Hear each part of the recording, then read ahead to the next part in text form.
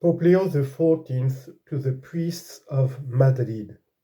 Dear sons, I am glad to be able to address this letter to you on the occasion of your Presbyteral assembly, and to do so from a sincere desire for fraternity and unity.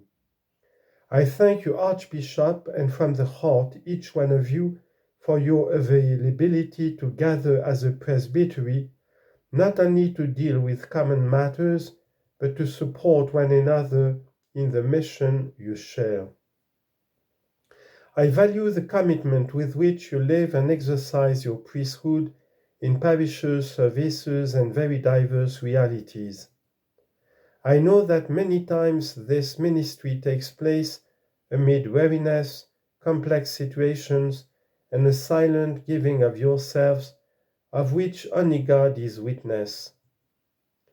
Precisely for this reason, I desire that these words reach you as a gesture of closeness and encouragement, and that this encounter foster a climate of sincere listening to communion and confident openness to the action of the Holy Spirit, who does not cease to work in your life and in your mission. The time that the Church is living invites us to pause together in a serene and honest reflection, not so much to remain in immediate diagnosis or in the management of urgencies, but to learn to read deeply the moment we are living, recognizing in the light of faith the challenges and also the possibilities that the Lord opens before us. On this path, it becomes increasingly necessary to educate the gaze and to exercise discernment so that we may perceive more clearly what God is already working, many times in a silent and discreet way, in our midst and in our communities.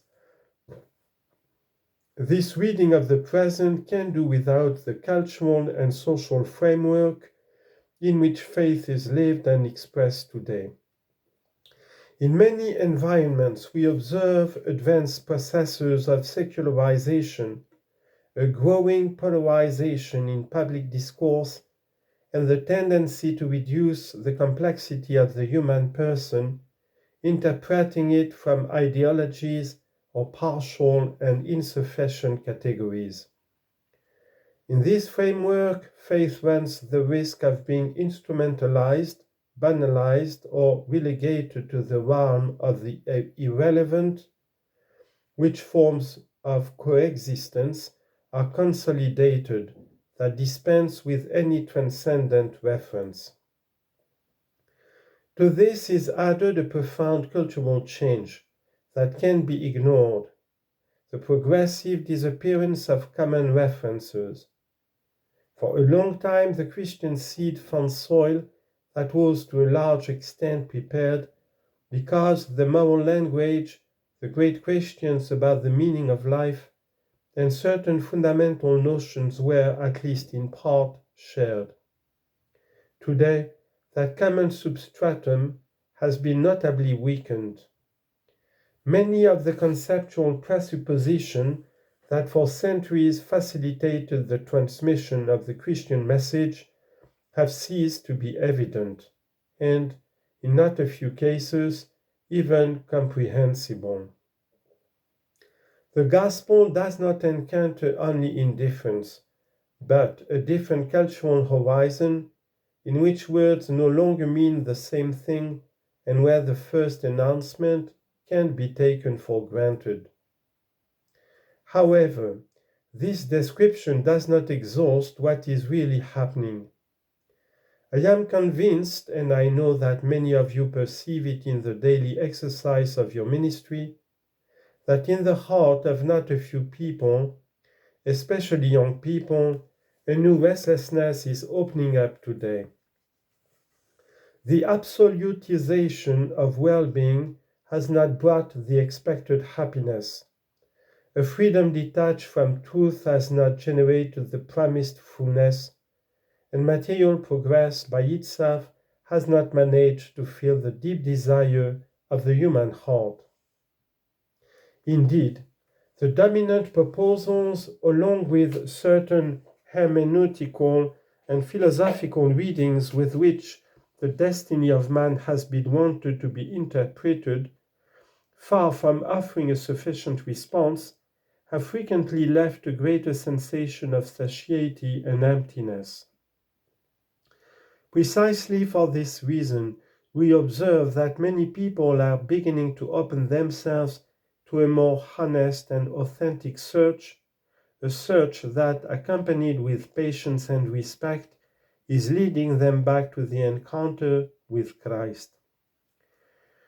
This reminds us that for the priest it is not a time for withdrawal or resignation, but for faithful presence and generous availability.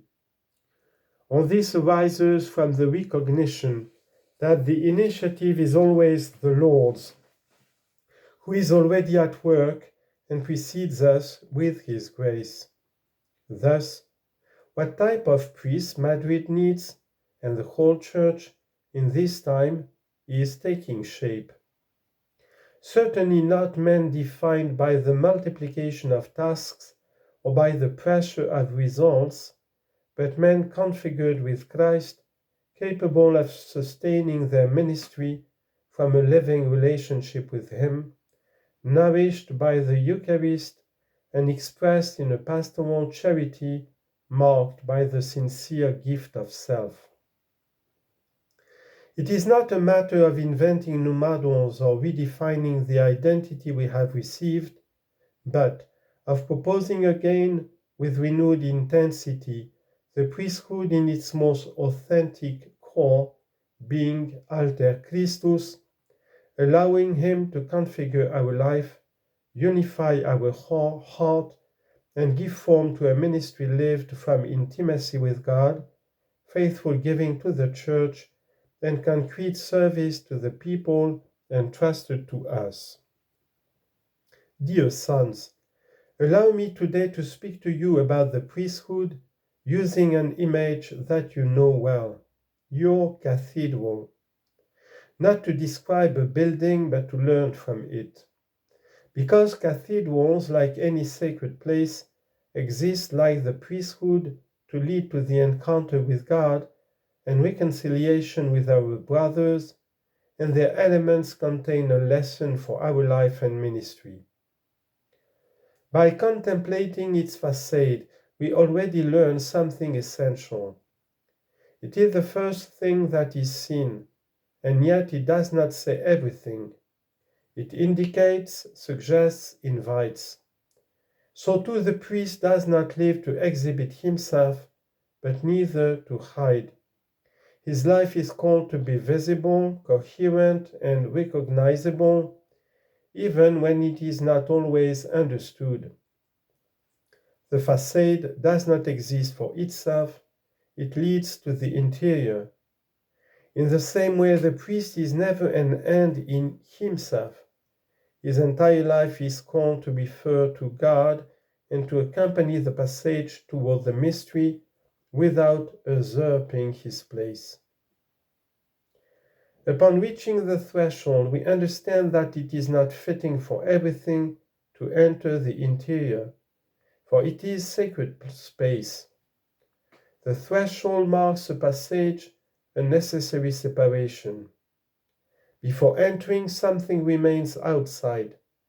The priesthood is also lived in this way, being in the world but not of the world. John 17:14. At this crossroads are situated celibacy, poverty, and obedience, not as a negation of life, but as the concrete form that allows the priest to belong entirely to God without ceasing to walk among men.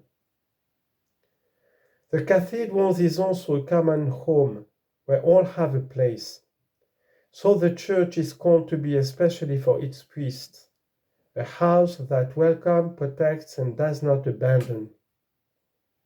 And so presbyteral fraternity must be lived as the concrete experience of knowing oneself at home, responsible for one another, attentive to the brother's life, and ready to support one another.